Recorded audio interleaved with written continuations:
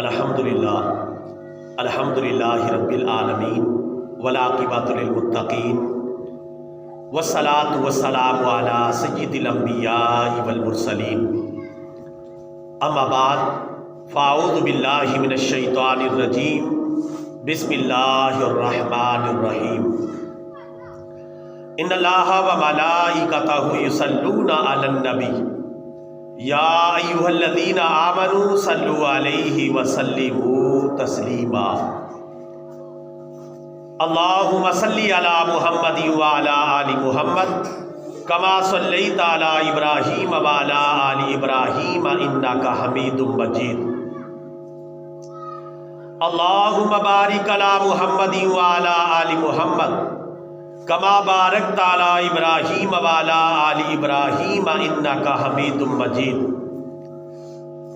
الصلاۃ والسلام علیک یا رسول اللہ، الصلاۃ والسلام علیک یا حبیب اللہ، الصلاۃ والسلام علیک یا رحمۃ للعالمین وعلی آلک واصحابک یا خاتم النبیین۔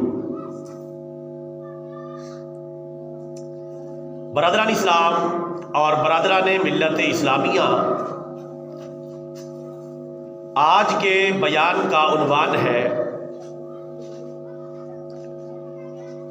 اسلامی سیاست اور غیر اسلامی سیاست کے خط و خال۔ واجب الاحترام برادران اسلام، ایک ہوتی ہے اسلامی سیاست اور ایک ہوتی ہے غیر اسلامی سیاست۔ اسلامی سیاست کا محور و مرکز اور منبع و ماخذ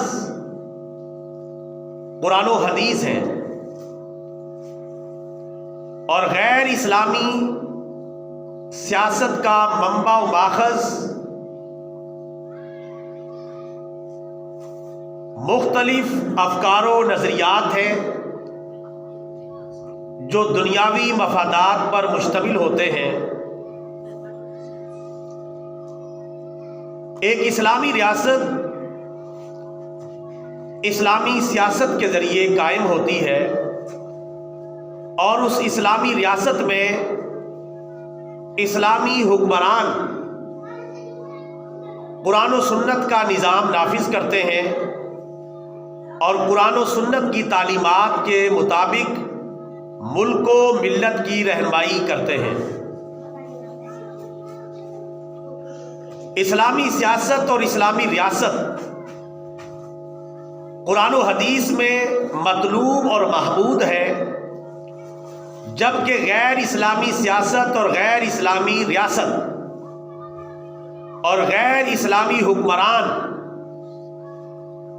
قرآن و حدیث کی روشنی میں مذموم اور قابل ملامت ہیں۔ مسلمانوں کی ذمہ داری ہے دنیا میں رہتے ہوئے اسلامی سیاست کو اختیار کریں اور اسلامی سیاست کے ذریعے ایک اسلامی ریاست قائم کرنے کے لیے کوشاں رہیں، اور اسلامی ریاست تب قائم ہوگی جب اس اسلامی ریاست کو چلانے والے حکمران بھی اسلامی حکمرانوں کے معیار پر پورا اتریں گے۔ اگر ہماری سیاست اسلامی بنے گی تو پھر ریاست بھی اسلامی بنے گی اور ہمارے حکمران بھی اسلامی بنیں گے اور قرآن و حدیث کے پابند بنیں گے۔ اور اگر ہماری سیاست غیر اسلامی اصولوں پر استوار ہوگی تو ایسی ریاست بھی غیر اسلامی بن جائے گی، اور ایسی سیاست کے نتیجے میں برسر اقتدار آنے والے حکمران بھی غیر اسلامی حکمران کہلائیں گے۔ اسلامی سیاست کا ذکر قرآن و حدیث میں واضح طور پر موجود ہے، اور یہاں تک بتا دیا گیا ہے کہ جب اسلامی سیاست کے ذریعے اسلامی ریاست قائم ہو جائے تو پھر اس اسلامی ریاست میں اسلامی حکمران کس طرح کے قوانین نافذ کریں گے اور کس طرح کے احکامات کی خود پابندی کریں گے اور عوام المسلمین سے پابندی کروائیں گے۔ اللہ تبارک و تعالیٰ نے اس حوالے سے پارہ نمبر 17 سورۃ الحج کی آیت نمبر 41 میں واضح طور پر بتا دیا ہے کہ اسلامی سیاست کے ذریعے جب اسلامی ریاست قائم ہو جائے تو اس اسلامی ریاست میں اسلامی حکمرانوں کی ذمہ داری کیا ہے، وہ کس طرح کی چیزوں کا نفاذ کریں گے اور کس طرح معاشرے کو قرآن و سنت کا پابند بنائیں گے، اللہ عز و جل اور اس کے پیارے رسول صلی اللہ علیہ وسلم کی تعلیمات کے مطابق نظام حکمرانی قائم کریں گے۔ چنانچہ اللہ تعالیٰ پارہ نمبر 17 سورۃ الحج کی آیت نمبر 41 میں ارشاد فرماتا ہے، الذین ان مکناہم فی الارض اقاموا الصلاۃ وآتوا الزکاۃ وامروا بالمعروف ونہوا عن المنکر وللہ عاقبۃ الامور۔ اس آیت کریمہ میں اللہ تبارک و تعالیٰ نے مسلم حکمرانوں کی 4 ذمہ داریاں بیان فرمائی ہیں اور 5ویں نمبر پر اسلامی حکمرانوں کے لیے خوشخبری سنائی ہے اور غیر اسلامی حکمرانوں کو دھمکی دی ہے اور وعید سنائی ہے اور اس حوالے سے اطلاع دی ہے۔ اس آیت کریمہ کا سب سے پہلے ترجمہ سماعت فرمائیں۔ اللہ تعالیٰ ارشاد فرماتا ہے یہ وہ لوگ ہیں یعنی مسلمان، اگر ہم ان کو زمین میں اقتدار دیں، حکومت دیں، تو یہ اس حکومت کے ذریعے اس ملک میں، اس ریاست میں، اس علاقے میں اقاموا الصلاۃ، نماز کا نظام نافذ کریں گے، وآتوا الزکاۃ، اور زکوٰۃ ادا کریں گے یعنی زکوٰۃ کا نظام نافذ کریں گے، وَأَمَرُوا بِالْمَعْرُوفِ، اور نیکی کا حکم دیں گے، وَنَهَوْا عَنِ الْمُنْكَرِ، اور برائی سے منع کریں گے، روکیں گے۔ یہ 4 باتیں اللہ تبارک و تعالیٰ نے اسلامی حکمرانوں کی ذمہ داری بتائی ہیں۔ نمبر 1، وہ نماز کا نظام نافذ کریں گے، نظام صلاۃ نافذ کریں گے۔ نمبر 2، نظام زکوٰۃ نافذ کریں گے۔ نمبر 3، نیکی کا حکم دیں گے، اور نمبر 4، برائی سے منع کریں گے، روکیں گے۔ یہ اسلامی حکمرانوں کی 4 ذمہ داریاں اللہ تبارک و تعالیٰ نے گنوائی ہیں کہ جب ان کو حکومت ملے، اقتدار ملے، طاقت ملے، قوت ملے، کسی علاقے کی، ملک کی، ریاست کی، سلطنت کی سربراہی ملے، تو مسلم حکمرانوں کی ذمہ داری ہے کہ یہ 4 کام اس اسلامی ریاست میں فوراً سر انجام دے۔ نظام نماز قائم کرے، نظام زکوٰۃ قائم کرے، اور محکمہ امر بالمعروف و نہی عن المنکر قائم کرے، جو نیکی کا حکم دے اور برائی سے منع کرے، روکے۔ ان 4 احکامات کے اندر باقی جتنی بھی اسلامی تعلیمات ہیں وہ آ جاتی ہے۔ ان 4 جامع چیزوں کو بیان کر کے یہ بتا دیا گیا ہے کہ ان 4 چیزوں کے ذریعے اسلامی ریاست کو چلایا جائے گا اور اسلامی نظام قائم کیا جائے گا، اسلامی قوانین کا نفاذ کیا جائے گا۔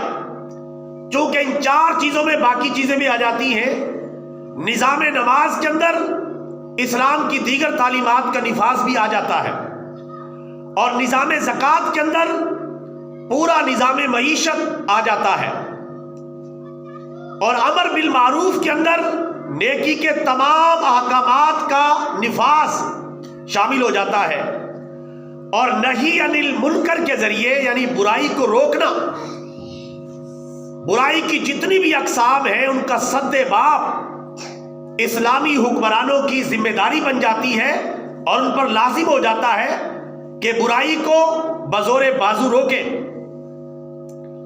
اسلامی حکومت میں اللہ تبارک و تعالیٰ نے اسلامی حکمرانوں کی یہ 4 ذمہ داریاں بیان کی ہیں۔ اگر وہ حکمران یہ 4 ذمہ داریاں پوری کرے تو اسلامی حکمران کہلائیں گے، اور اگر یہ 4 ذمہ داریاں پوری نہ کریں تو پھر غیر اسلامی حکمران قرار پائیں گے۔ 5ویں بات جو اللہ تعالیٰ نے ارشاد فرمائی، وَلِلَّهِ عَاقِبَةُ الْأُمُورِ، اور تمام کاموں کا انجام اللہ تعالیٰ ہی کی طرف لوٹایا جائے گا، یعنی تمام لوگوں کو اللہ تعالیٰ کی بارگاہ میں جواب دینا پڑے گا۔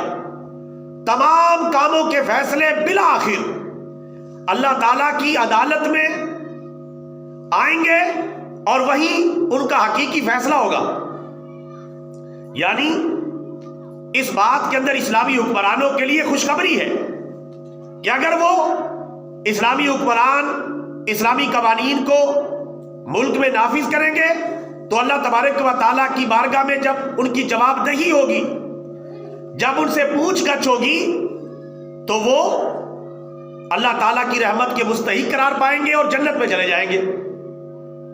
عادل حکمرانوں کے اسلامی تعلیمات میں بہت زیادہ فضائل ہیں، اور اگر انہوں نے اسلامی قوانین کو نافذ نہ کیا تو پھر اس میں دھمکی بھی ہے کہ سارے کام اللہ تعالیٰ کی طرف لوٹائے جائیں گے۔ اگر اسلامی حکمران بن کر وہ نظام نماز کو نافذ نہیں کرتے، نظام زکوٰۃ کو نافذ نہیں کرتے، امر بالمعروف و نہی عن المنکر کے نظام کو نافذ نہیں کرتے، تو پھر جب وہ اللہ کی بارگاہ میں جواب دیں گے، اللہ ان کو دیکھ لے گا، اللہ تعالیٰ ان سے نپٹ لے گا، اللہ تعالیٰ ان کو سزا دے گا، وہ اللہ تعالیٰ کے غیظ و غضب کا نشانہ بنیں گے اور بالآخر جہنم کا ایندھن بنیں گے۔ تو اس قرآن پاک کی آیت میں بالکل واضح ہو گیا کہ اسلامی سیاست کیا ہوتی ہے، اور جب ہمیں اسلامی سیاست کی سمجھ میں آ گئی تو پھر غیر اسلامی سیاست خود بخود ہی سمجھ میں آ گئی کہ غیر اسلامی سیاست اور ریاست کے اندر ان 4 چیزوں کو ترجیحات میں نہیں رکھا جاتا۔ ترجیحات میں جب ان چیزوں کو رکھا جائے گا تبھی ایک ریاست ایک اسلامی ریاست بننے کی ذمہ داری کو پورا کرے گی۔ اور سیاست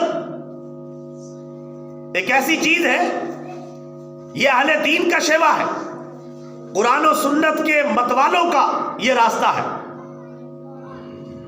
اگر قرآن و سنت سے محبت کرنے والے لوگ سیاست کریں گے تو پھر وہ کامیاب ہو کر اچھی ریاست قائم کریں گے، اور اس اسلامی ریاست میں اسلامی قوانین کے نفاذ کے لیے اپنا کردار ادا کریں گے۔ رسول پاک صلی اللہ علیہ وسلم نے اس بارے میں بڑا واضح اور ارشاد صادر فرمایا ہے اور بتایا ہے کہ اسلامی سیاست کے خط و خال کیا ہوتے ہیں۔ صحیح بخاری شریف کے اندر حدیث مبارکہ موجود ہے، پیارے نبی صلی اللہ علیہ وسلم نے ارشاد فرمایا، بنی اسرائیل کے نبی ان کے لیے سیاست کرتے تھے، کانت بنو اسرائیل تسوسہم الانبیاء، بنی اسرائیل کے نبی ان کے لیے سیاست کرتے تھے۔ سیاست کوئی بری چیز نہیں ہے، اپنی ذات میں سیاست کوئی بری چیز نہیں، سیاست تو انبیاء کا شیوا ہے، صلحاء کا شیوا ہے، نیک لوگوں کا شیوا ہے، کیونکہ سیاست کا معنی اور مفہوم یہ ہے کہ حکمت اور تدبیر کے ذریعے مسلمانوں کے فوائد اور مفادات کا تحفظ کرنا، اس کو سیاست کہتے ہیں۔ اور یہ سیاست تو انبیاء کا پیشہ ہے، اہل دین کا پیشہ ہے۔ رسول پاک نے خود فرمایا کہ بنی اسرائیل کے انبیاء کرام ان کے لیے سیاست کرتے تھے، حضرت موسیٰ علیہ السلام سے لے کر حضرت عیسیٰ علیہ السلام تک سارے نبی جو ہے مختلف امور میں ملک و ملت کی رہنمائی کرتے رہے. حضرت داؤد علیہ السلام نے باقاعدہ حکمرانی کی ہے, حضرت سلمان علیہ السلام نے باقاعدہ حکمرانی کی ہے, اور اسلامی سیاست اور ریاست کو واضح کیا ہے. تو یہ ان کا طریقہ تھا. صحابہ کرام نے یہاں بڑا پیارا سوال پوچھا, عرض کیا کہ یا رسول اللہ صلی اللہ علیہ وسلم, آپ تو آخری نبی, آپ کے بعد پھر کیا ہوگا؟ کیونکہ وہاں تو ایک نبی جاتا تھا, دوسرا آ جاتا تھا اور مسلمانوں کے امور سیاست کو سنبھال لیتا تھا. ایک نبی وفات پا گیا, دوسرا نبی آ گیا, اس نے نظام سنبھال لیا, پھر وہ چلا گیا, اگلے نبی نے نظام سنبھال لیا. لیکن آپ کے بعد تو نبوت کا سلسلہ ختم ہے, تو پھر اس نظام کو کون سنبھالے گا؟ کیونکہ نبی تو آپ کے بعد آئے گا نہیں, آپ آخر الانبیاء ہیں. رسول پاک صلی اللہ علیہ وسلم نے فرمایا میرے بعد میرے خلافہ ہوں گے اور میرے نائب ہوں گے اور باکثرت ہوں گے, وہ اس نظام کو سنبھالیں گے. اور فرمایا جب وہ آئے تو ایک کے بعد ایک ان کی بیعت کرتے رہنا, جب ایک چلا جائے تو دوسرے کی بیعت کر لینا, جب دوسرا چلا جائے تو تیسرے کی بیعت کر لینا, اور جب ایک کی بیعت کر لو تو پھر اس کے مقابلے میں کسی اور کی بیعت نہ کرنا, اور تم اپنا حق ادا کرتے رہنا. اگر وہ تمہارا حق ادا نہیں کریں گے تو اللہ تعالیٰ انہیں خود دیکھ لے گا, اللہ تعالیٰ ان سے خود نمٹ لے گا. اور پھر ایسا ہی ہوا. رسول پاک صلی اللہ علیہ وسلم کے خلفاء نے سیاست کی. حضرت ابو بکر مسلمانوں کے سیاسی رہنما بھی ہے, روحانی رہنما بھی ہے. حضرت عمر سیاسی رہنما بھی ہے اور روحانی رہنما بھی ہے. حضرت عثمان سیاسی رہنما بھی ہے اور دینی اور روحانی رہنما بھی ہے. اسی طرح حضرت علی رضی اللہ تعالیٰ عنہ مسلمانوں کے سیاسی رہنما بھی ہے اور دینی اور روحانی رہنما بھی ہے. آج سیاست کو مسجد اور قرآن و سنت سے باہر نکال کر ایک الگ جگہ پہ کھڑا کر دیا ہے, اور سیاست کا مطلب لوٹ مار سمجھ لیا گیا ہے. سیاست کا مطلب گنڈا گردی, بدماشی اور دولت کا حصول اور طاقت کا حصول سمجھ لیا گیا ہے. کیونکہ آج کل ایسا ہی ہو رہا ہے. آج کل جو سیاست ہو رہی ہے وہ کوئی باقاعدہ نبوی سیاست نہیں ہے, قرآن و سنت والی سیاست پہ لوگوں کی اکثریت نہیں چل رہی. یہ تو ایک کاروبار بن چکا ہے. اس میں کروڑوں روپوں کی سرمایہ کاری کی جاتی ہے اور اربوں روپے کمائے جاتے ہیں. کاروبار ہے, بزنس ہے. جو کروڑوں روپے خرچ کیے جاتے ہیں یہ ایسے تو نہیں خرچ کر دیے جاتے, ملک و ملت کے درد میں تو نہیں خرچ کر دیے جاتے. یہ کروڑوں کی سرمایہ کاری ہوتی ہے, اربوں روپے اس سے کما لیے جاتے ہیں مختلف طریقوں سے, دھوس اور دھاندلی کے ذریعے.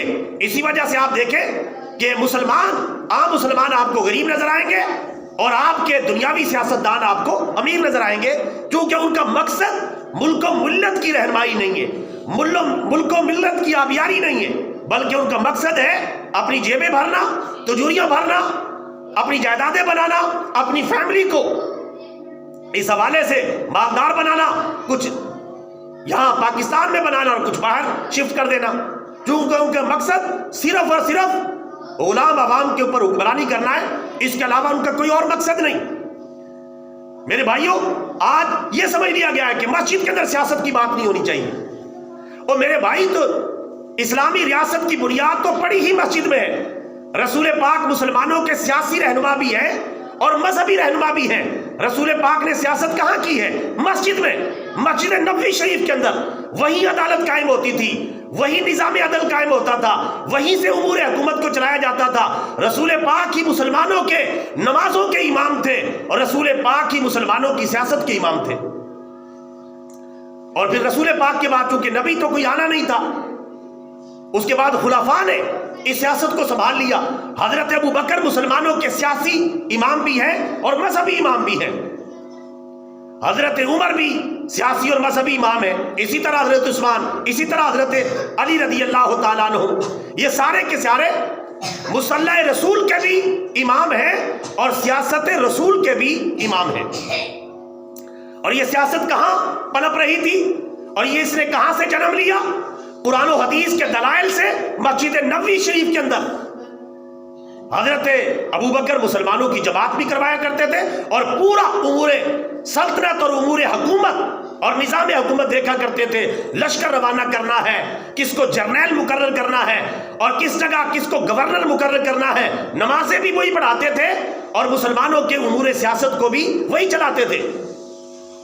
اور جب سے ہم نے ریاست اور سیاست کو الگ الگ کیا ہے تباہ و برباد ہو گئے. یہ تو یورپ کا کلچر ہے, یہ تو کافروں کا کلچر ہے, یہ تو عیسائیوں کا کلچر ہے کہ انہوں نے سیاست کو الگ کر دیا, ریاست کو الگ کر دیا. اسلامی تعلیمات کے مطابق ریاست اور سیاست الگ الگ چیز نہیں ہے. ہمارا دین اور دنیا الگ الگ نہیں. ہمیں تو جو دعا سکھائی گئی ہے, جو ہر نماز کے اندر دعا مانگتے, اس دعا کو آپ دیکھیں. جو دعا مانگتے ربنا آتینا فی الدنیا حسنہ وفی الآخرۃ حسنہ وقنا عذاب النار. اس کا ترجمہ کیا ہے؟ اے ہمارے پروردگار, ہماری دنیا کو بھی شاندار بنا دے اور آخرت کو بھی شاندار بنا دے, اور ہمیں جہنم کے عذاب سے بچا لے. پہلے دنیا کا ذکر ہے, کیونکہ دنیا پہلے اور آخرت بعد میں آئے گی. دنیا کو بھی شاندار بنا دے اور آخرت کو بھی شاندار بنا دے. تو دنیا شاندار کس طرح بنے گی؟ اسلامی سیاست اور اسلامی ریاست کے ذریعے. اور آخرت کیسے شاندار بنے گی؟ کہ جب ہم قرآن و حدیث پر عمل کریں گے تو پھر ہماری دنیا بھی مضبوط ہے اور ہمارا دین بھی مضبوط ہے. 20ویں سپارے میں اللہ تبارک و تعالیٰ سورۃ القصص میں ارشاد فرماتا ہے وَلَا تَنْسَ نَصِيبَكَ مِنَ الدُّنْيَا, اور دنیا سے بھی اپنے حصے کو نہ بھولو. دنیا جائز طریقے سے, پورے طریقے سے حاصل کرو, اپنے حصے کو فراموش نہ کرو, نظر انداز نہ کرو. وَلَا تَنْسَ نَصِيبَكَ مِنَ الدُّنْيَا, واضح اللہ تعالیٰ کا حکم ہے. دنیا کوئی بری چیز نہیں ہے. دنیا تب بری ہوتی ہے جب قرآن و حدیث کے خلاف حاصل کی جائے, حلال حرام کا خیال نہ رکھا جائے. اس لیے میرے بھائیوں, جب تک یہ سیاست مسجد سے اس کی ڈوگ بار سنبھالی جاتی رہی, اس وقت تک جو ہے یہ نظام صحیح چلتا رہا. جیسے ہی یہ سیاست مسجد سے نکل کر یہ ایوانوں میں گئی اور دنیا داروں میں گئی, دنیا پرستوں میں گئی, اقتدار کے بھوکوں میں گئی اور دولت کے پجاریوں کے اندر گئی, تو پھر اس کا سیاست کا کس طرح جنازہ نکال دیا گیا ہے وہ آپ کے سامنے. غنڈہ گردی, بدماشی, لڑائی جھگڑے, قتل و غارت. پاکستان ایک اسلامی ریاست ہے, کلمے کے نام پر بنا ہے, لا الہ الا اللہ محمد رسول اللہ کے نام پر بنا ہے. اس لیے اس میں اسلامی سیاست کے ذریعے ہی یہ اسلامی ریاست ترقی کر سکتی ہے, ورنہ ترقی نہیں کر پائے گی. 75-76 سال ہو گئے, ملک وہیں کا وہیں کھڑا ہے جہاں سے آزاد ہوا تھا. کوئی تبدیلی واقع نہیں ہوئی, کیونکہ کوئی نظام نہیں بنایا گیا اور اپنے آپ کو قرآن و سنت کے تابع نہیں بنایا گیا. مصور پاکستان ڈاکٹر اقبال, جس نے سب سے پہلے پاکستان بنانے کا خواب دیکھا تھا, آئیے ان سے پوچھتے ہیں ریاست اور سیاست کیا ہوتی ہے. علامہ اقبال رحمۃ اللہ علیہ فرماتے ہیں غیر اسلامی سیاست اور ریاست کے بارے میں. ڈاکٹر اقبال رحمۃ اللہ علیہ, جو وطن پرستی بھی اس کی ایک شکل ہے, اس کے بارے میں فرماتے ہیں یہ بت کے تراشیدہ تہذیب نبی ہے, غارت گرے کاشانہ دین نبوی ہے, بازو تیرا توحید کی قوت سے قوی ہے, اسلام تیرا دیس ہے تو مصطفی ہے, نظارہ دیرینہ زمانے کو دکھا دے, اے مصطفی خاک میں اس بت کو ملا دے. غیر اسلامی سیاست اور غیر اسلامی ریاست اور صرف اسلام کو چھوڑ کر وطن پرستی, یہ جو بت ہے اسے خاک میں ملا دے. کون کہہ رہا ہے؟ ڈاکٹر اقبال. اور فرماتے ہیں گفتار سیاست میں وطن اور ہی کچھ ہے, ارشاد نبوت میں وطن اور ہی کچھ ہے. یہ جو جعلی سیاسی نظام بنایا گیا, اس میں ریاست کا اور ہی تصور بنا دیا گیا ہے. اور ایک تو بڑی پیاری انہوں نے بات کی اور بندے کو سمجھ میں آئے گی. وہ فرماتے ہیں نظام بادشاہی ہو یا جمہوری تماشا ہو, نظام بادشاہی ہو یا جمہوری تماشا ہو, جدا ہو دین سیاست سے تو رہ جاتی ہے چنگیزی.